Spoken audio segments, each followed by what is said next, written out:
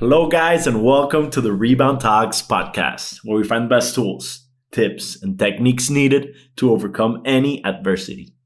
This is an interview I've been wanting to share with you for quite some time now because I personally love her story. Today, we're going to be interviewing Bethany Hamilton, and her story is most notably known as one of the biggest comeback stories of our era. Bethany Hamilton has now become synonymous for inspiration.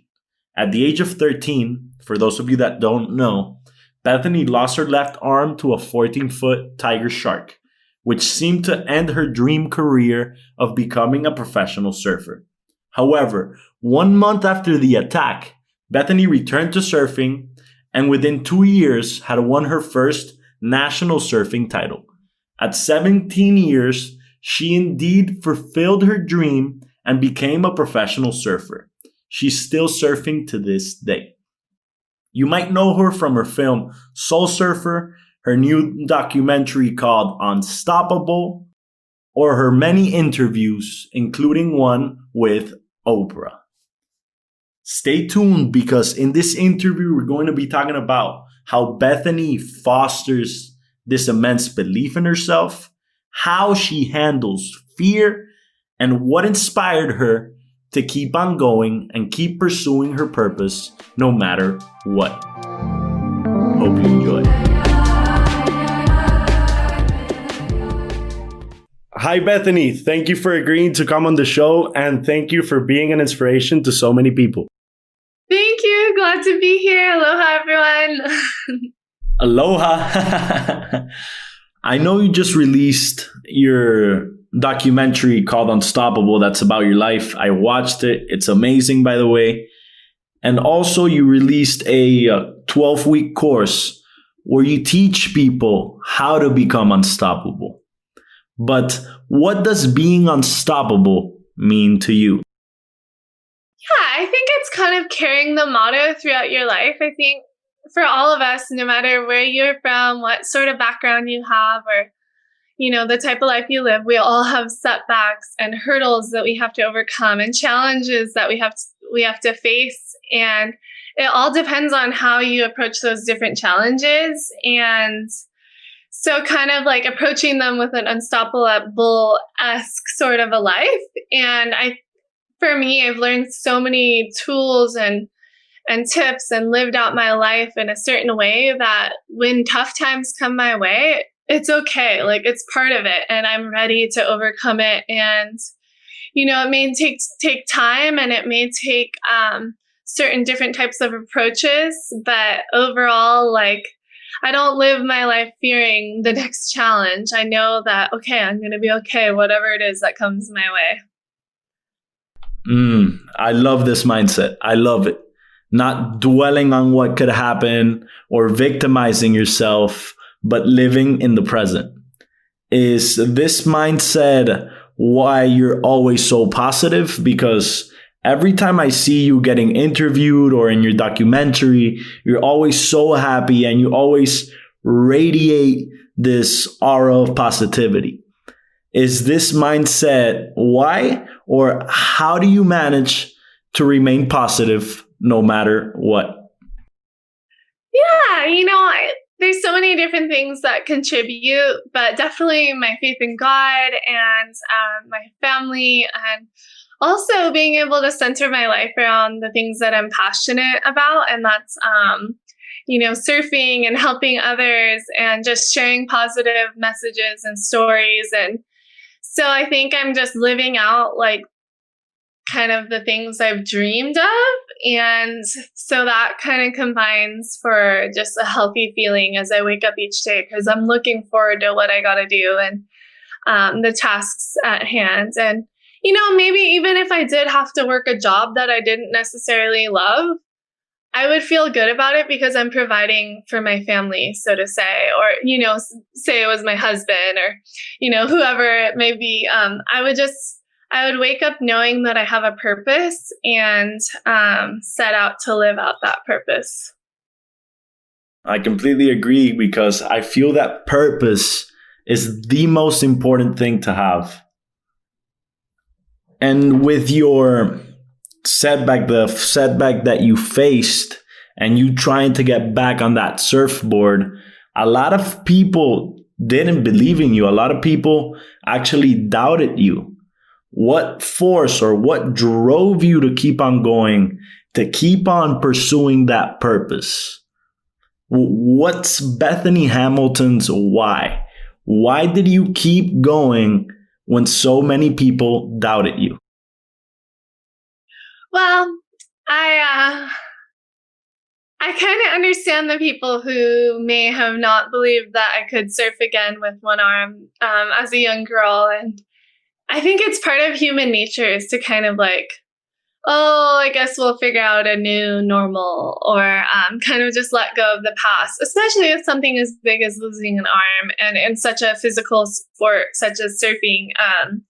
You know, you almost think like, oh my gosh, it does require two arms. But when I was in the hospital, as I share in my documentary, Unstoppable, I get to talk with a guy by the name of Mike Coots, and he was my first hint of inspiration. And that's something in life. I think we always need inspiration, especially when we go through something tough.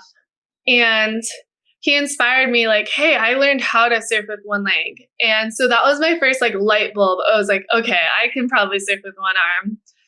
And I also had this sense of like, I had more fear of losing surfing than of sharks. And, or like another way I like to put it is like my passion for surf outweighed my fear of sharks. And so I just decided, why not give it a try and see if it's possible? And I think so often, like, we just need to be willing to step out of our comfort zone and give things a try. And it may not be easy, but if you surround yourself with inspiration or people who will support you. And, you know, at first, for example, my mom, she was a super doubter, but it wasn't her being like not supportive. Her mind couldn't perceive the idea of me surfing with one arm. And maybe she was really scared of sharks again. But my dad, as soon as he saw my light bulb turn on, it was like contagious. And he came right alongside of me and was like, okay, let's do this. I'm here to support you. And so, yeah, I think just growing that belief in yourself is so important. And my why was really easy. It was just simply because I love being in the ocean. I love the art of riding waves. And this is not something I want to lose. So, but I think sometimes when it comes to other things that may not be as like flowing through us, like I love the idea of writing affirmations or writing goals so you can visually see them, or waking up and thinking on them every single day, and just making like almost being your own like cheerleader, like, and putting things visually so that you can see and be reminded. And on the days that feel really hard or frustrating, or it just seems impossible, like you still have that there to remind you. Are those the techniques that you use to foster this belief in yourself that you have? Because ever since you were young, you had this immense focus and immense belief in yourself. Do you do this by affirmations, or how do you foster this immense belief in yourself that you have? I think as I was young, like it came really natural. Whereas now as I'm getting older, I'm like getting more into like the self, like affirmations, and just like having the visual goals placed out in front of me and kind of remembering them. Because I mean, especially now as a mom, like the days that I wake up feeling really tired, my goals feel way less achievable. So that motivates me to focus on my health and eat healthy and sleep well and make different things a priority so that I can wake up with the most energy that I can have, and not let feeling tired stop me from reaching my goals. So that's kind of like a simple example, and motivates. That's my why of like, I want to wake up with a ton of energy so I can go out and reach my goals. So that's why I eat healthy. That's why I exercise. And it also is so I can perform better on my surfboard. But, you know, and like, even if I wasn't a surfer, I would just want to wake up with good energy and feel healthy and, have energy to run around the yard with my kids or, chase them around and take them surfing at the beach and different things like that. So like just aging well in general is important to me. So yeah, I think sometimes we are too busy or like we don't give ourselves time to slow down and think about our why or our goals. It can be hard to, be in touch and in tune with them. So that's another thing is like just having downtime and not like filling every minute of every single day, but like having, 3 o'clock on Friday, we stop working and we just go for a walk to think about whatever it is that we want for the next week or something. Like, just simple little things that you can set yourself up for success. So what does your daily routine look like? My daily routine's pretty all over the place. It may not be as organized as people think because I'm just very like go with the flow, and I like to keep things like fresh and not too monotonous because I don't want to get bored. And then plus I have 2 little boys, so they they're always throwing me for a loop.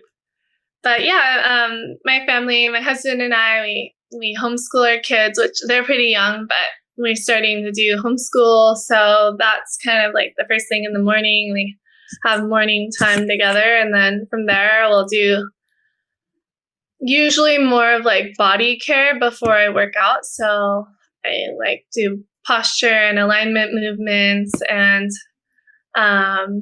eventually get a breakfast in there somewhere and then eventually like surf or work out. My routine's been a little off because I actually broke my elbow What? a couple of months ago, so I haven't been surfing. So it's just been a little different than normal. But normally I would be going surfing and looking for waves. Yeah, it just kind of goes on and on depending on the waves. If they're really good, I'll do more surfing, and if the waves are kind of average, I'll do more cross training, and then sometimes we throw in an interview or an adventure somewhere on the island. And then oftentimes we're traveling. So the routine's all kind of similar but different. And yeah, just kind of go with the flow, but still have a lot of ambition and purpose. I see that you like to take care of your body, eat right, surf a lot, and have a very active routine. But I want to know what you do to stay mentally strong. What I mean by this is I know that you surfed Jaws. You showed it in your last documentary, which is a place with ginormous waves. I think they get up to 60 feet or something. Once you're there, how do you handle fear? What do you do mentally so you're able to surf such huge waves? Yeah, I think big wave surfing in particular is just one of those things that isn't necessarily for everyone, but not to say we all can't do it. But I mean, I think of like my childhood, I grew up like holding my breath for fun. We'd swim as far as we could underwater, and I would go out and get pounded in waves for fun. Like these kind of like things that instilled in me like maybe less fear than the average person of the ocean. And then even having 2 older brothers, and both my mom and dad liked bigger waves. So I'd always kind of be keeping up with everyone else. And that kind of led me to kind of push myself to surf bigger waves. And then now as an adult, it's just kind of been aiming for different goals of mine. And yeah, I just do a lot of cross training and preparation, which kind of carries over into the mental, and try not to overthink it and just know that I have the skill set to do it. So I'm going to do it. I feel that you've been handling fear your whole life. But there's a lot of people that still don't know how to properly manage this fear. They might be afraid to pursue their passion. They might be afraid of what people think of them. So what would you recommend to someone who's like this? Well, I would say I would try not to worry too much about what people think, because if I had done that, I probably never would have surfed. So like acknowledge what other people say because they may have some really good advice for you, but see if it aligns with your passions and your goals and your does it align and is it true? Because sometimes people will say things that aren't necessarily true, so you can kind of let go of those if they are not. And what was the other half of your question? The other half was, how have you managed to overcome so much fear in your life? And what would you recommend to people so that they can do that themselves? Oh, dealing with fear. I don't even know how I fully deal with fear, but I think I often just put my focus on like the task at hand versus the fear. So, when I first started getting back into surfing with one arm, rather than fearing sharks, I focused on, okay, I'm going to go catch as many waves as I can and focus on riding waves and figuring out how to just position myself differently now that I have one arm. And so I just like kind of shifting the focus and maybe acknowledging the fear, but like not letting it rule you. I don't know. Everyone's so different, so I can't say that will work for everyone because some people have a really deep issue with fear. And if you do, maybe coming up with like your daily affirmations of like the opposite of whatever the fear is posing on you and just focusing on what you can do. And yeah, I don't think we should let fear stop us from doing the things we love to do. So, yeah. Yeah, I completely agree with you. And now that you've gone through so much, now that you're 29, I believe, 28? I'm actually turning 30 in a month. What? Yeah. What? Congratulations. I know, it's a big one. I feel good about it though. I'm like at like one of the most fun stages of my life. So I'm stoked. So almost turning 30 and having learned so much, what would you recommend to your younger self? It's crazy because I think I did a lot of things right, but I would just say like always hunt down the people that are aligned with you to support you.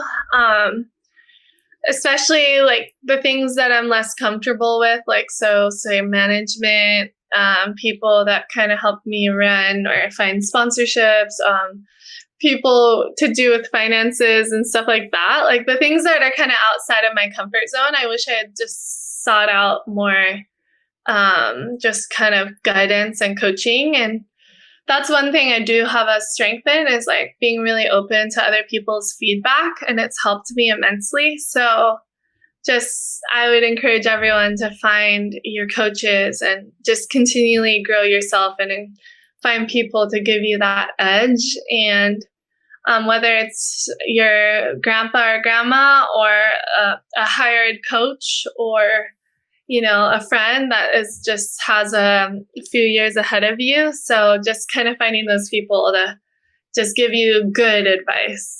And how do you know when to identify if somebody, let's say, has your best intentions at heart and is not just like pushing his own agenda? Like what do you do? Well, I think when you're clear with your why, so you know like where you're aiming to go and what it is that you want to do, you can check in with that when you're talking with different people. And if their like advice kind of lines up with what you're aiming for, then you can hopefully find encouragement through them. And if it seems to like completely counter what you're heading for, then you just kind of can separate a bit or keep it more casual. Yeah, and this is a problem you might encounter once you do know what you want, once you do know what you're striving for. But I know that a lot of people in university, and especially a lot of young people, struggle to find their why or simply haven't found it yet. What would you recommend to them? one thing I thought of, and if I was in that position, I always thought, well, maybe I would start by like getting some internships or trying a bunch of different things and very like broad, ideas, or maybe even asking people who know you really well, what they think could be a good opportunity for you or a good direction for you if you're really struggling in that. Because sometimes the people who know us well, like see the best in us and that see the good that we cannot see. And so we can ask them like, hey, is there something you could see me doing that I may not be seeing? Like maybe you're really social, but you're very organized and you want to plan events, or I don't know, you're passionate about the environment. So get an internship with an environmentalist company, or I don't know, kind of just stepping outside of your comfort zone and like trying to get broad perspective on ideas. I don't know. I've always been so clear with what I want to do. I can't say I'm the best person for that advice, but I hope it helps if y'all are out there looking. And two, I think in our young adult years, we have to make decisions that aren't necessarily for our best. So kind of questioning even some of your decisions that you're already making and, seeing if they're going to be lifting you up or not. I don't know. I feel that doing something for someone or something bigger than yourself is where the heart of your purpose lies. And I know you've inspired millions of people, but where do you get your inspiration?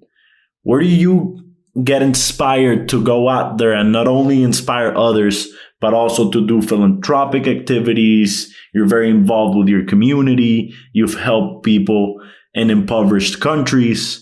Where do you find that inspiration yourself?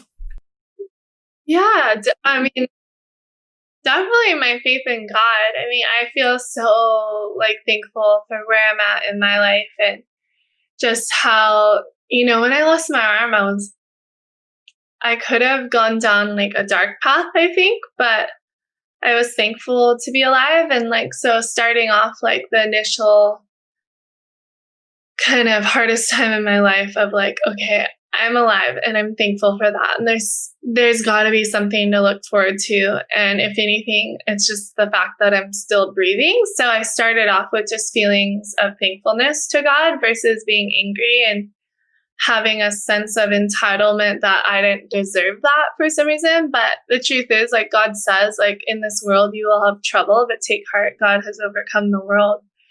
And so I always remember that like there's no promise anywhere that says life's going to be perfect or easy.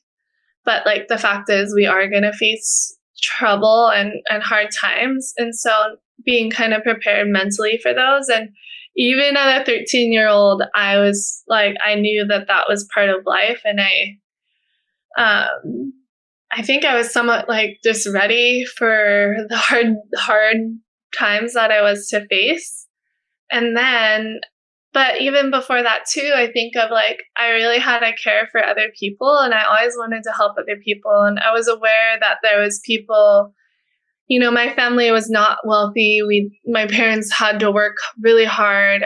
They worked a lot of jobs and, we were always kind of getting by. It wasn't like we just had money flowing off trees. So, but even then I felt thankful for what my family did had and the amount my parents gave to me of their time, and they invested in my like passion for the ocean, always getting me to the beach. And we lived a simple life, but they were so involved and just loved me well and, pushed me, but not too pushy. So I'm always thankful to them. But so getting back to the point is like, I was thankful for what I did have. And I knew that there was people in the world that had a lot less than me. And I just had a care for that knowing that people are going through way harder things than I would ever face. And so when I lost my arm, I realized that I just started to notice that people were really inspired by me getting back in the ocean. So I recognized that that was an opportunity to inspire other people who are going through their shark attacks, so to say, and to just hopefully share a hint of hope. And I think so much of us, you remember stories. You don't remember facts as much, but you remember the stories of other people. So I knew that now in hindsight, I look back and I know that just by sharing my story was going to be an inspiration for other people. So yeah, I continue to live out that same kind of motto, and I'm thankful to share my story in different ways, and especially with my new film, Unstoppable, the documentary version of my life being released worldwide. It's just really cool to see how people are continually being encouraged. Yeah, the film is truly amazing. I really, really enjoyed it. I recommend all you guys listening, please go see it. Unstoppable, amazing documentary. What do you want people to learn from your story, Bethany? I just hope they'll be encouraged to overcome their obstacles and to find their unstoppable in their life. That's beautiful. I know that you're very religious, that you believe in God.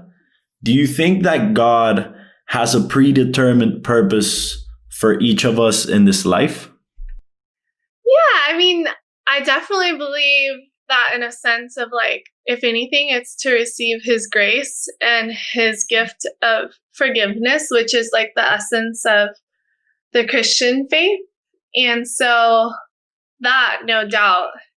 But I've seen in my own life that like surfing could have been viewed as just a pastime, but I think like God gave me a passion for surfing for a reason. And even with the loss of my arm, like there's still so much good and beauty that came out of that. And so I think, yeah, God's plan's better than our own. And so being able to recognize that in our situations and just trust that like we're going to get through it and there's going to be light on the other side of like the dark times.